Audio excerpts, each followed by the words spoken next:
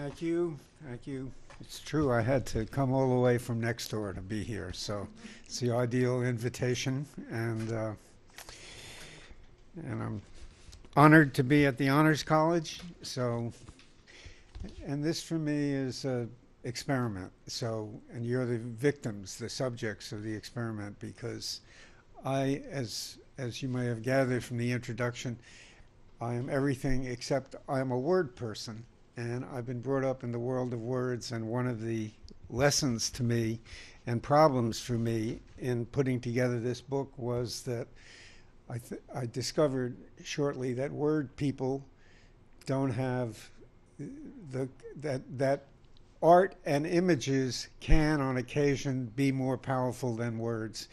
And how do you deal with that in words is the question. It's a dilemma that you'll see when I show you some of these pictures that I had to deal with. So let me start by just reading you the beginning, from the beginning of The Art of Controversy, because it tells how I got into this project and sort of forecasts what is to come. But before I get there, on the frontispiece, the first quote in the book is, "One picture is worth 10,000 words," Chinese proverb perhaps wrongly attributed to Confucius, but if he didn't say it, he should have. The last quote in the frontispiece is, "A caricature is putting the face of a joke on the body of a truth." That was Joseph Conrad, and very brilliant, very profound. Okay, so in something like 30 years at The Nation, first as the magazine's editor, then as owner and publisher, only once did the staff march on my office with a petition demanding that we not publish something. And that something was a cartoon, a caricature. And The Nation, as you know, is a bastion of word people.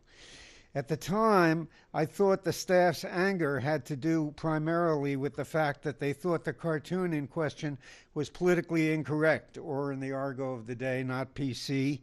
No matter that the caricaturist was the late David Levine, perhaps America's and the world's leading practitioner, and no matter that his caricature was a powerful work of art. Indeed, that was the problem. It all started with a phone call from David, whom I had known as a former contributor to Monocle, which Celia kindly mentioned in her great introduction, which we called the leisurely quarterly of political satire. That meant it came out twice a year. And I had found it as a student at the Yale Law School in the late 1950s. By now, David was known to his followers as one of the great, if unfashionable, realist painters.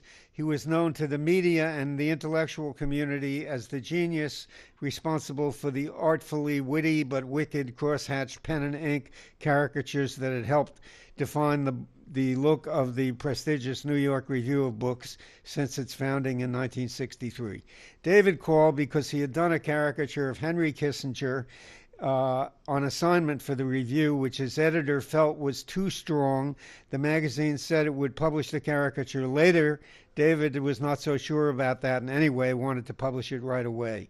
The cartoon, as he told me, showed Kissinger in bed on top and the world in the form of a naked woman underneath him. She had a globe where her head should have been, and Kissinger was screwing her, I'm quoting David there, under an American flag blanket.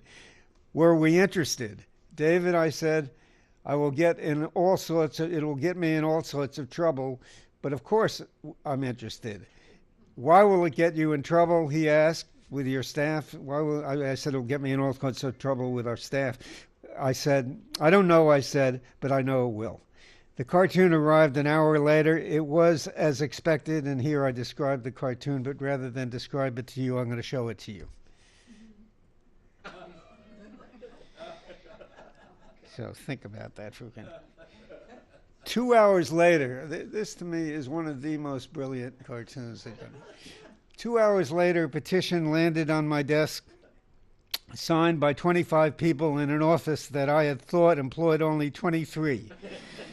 Many of the signatures were followed by little comments. Sexist, one had written. Why isn't he doing it to a third world male? Asked another.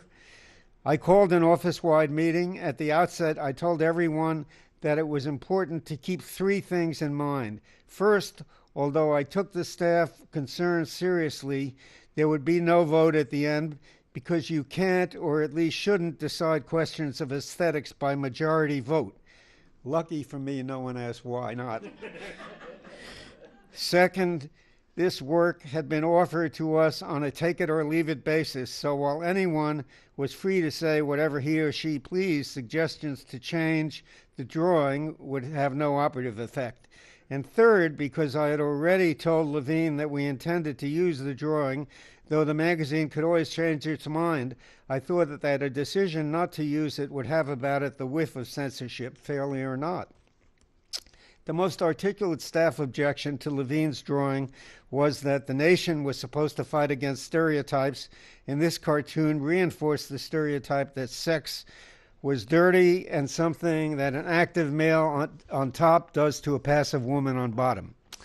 My favorite moment came when our then columnist Christopher Hitchens said he thought, who liked to play the office roue and wore a white suit and all this, said he thought that the cartoon was not an act of sex, but an act of rape, Kissinger ravaging the world. But if you look at the woman's hand, replied the young woman who had made the point about stereotypes, it seems to be gripping the mattress with what could be called the grip of passion. At this point, the white-suited, suave Christopher, in his upper-class Brit accent, leaned over and he gripped the young woman by her hand and said, "Trust me, my dear, it's not the grip of passion." So there it was. David pointed out that, and I asked David to join us, and David pointed out that as a caricaturist, he dealt in stereotypes, which poses a problem when one is rendering, for example, members of a minority race. How do you make a comment on racism without falling into its trap? Nevertheless, it's the cartoonist's job to play off of stereotypes that a majority of readers and viewers will recognize. David, being David, also said all the wrong things. When asked why the man had to be on top, for example, he replied in a room that included people of various sexual preferences, "I'm just showing what normal people do."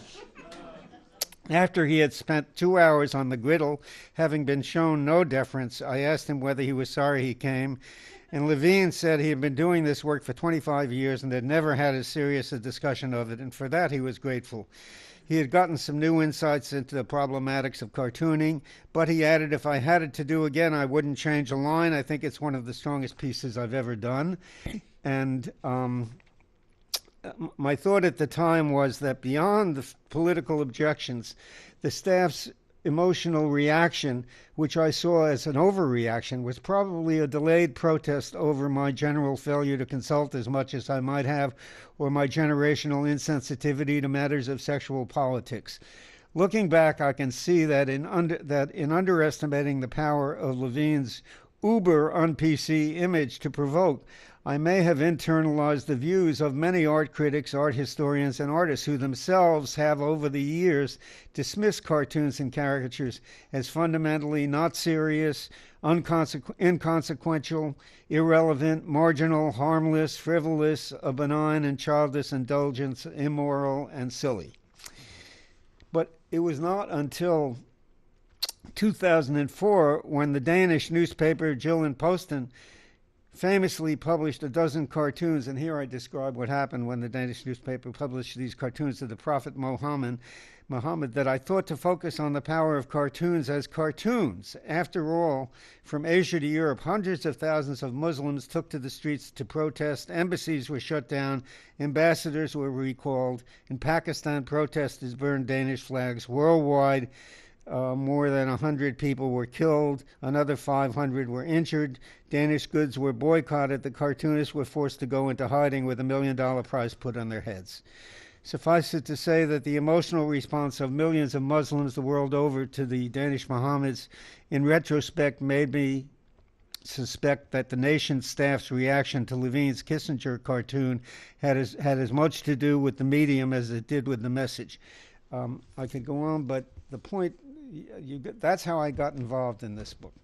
And as I started to go back in the past and research what had happened to cartoonists and characters in the past, and I discovered that Daumier was thrown into prison, which was news to me, and his publisher was also thrown into prison, Philippon.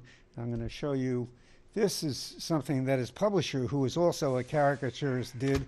It showed the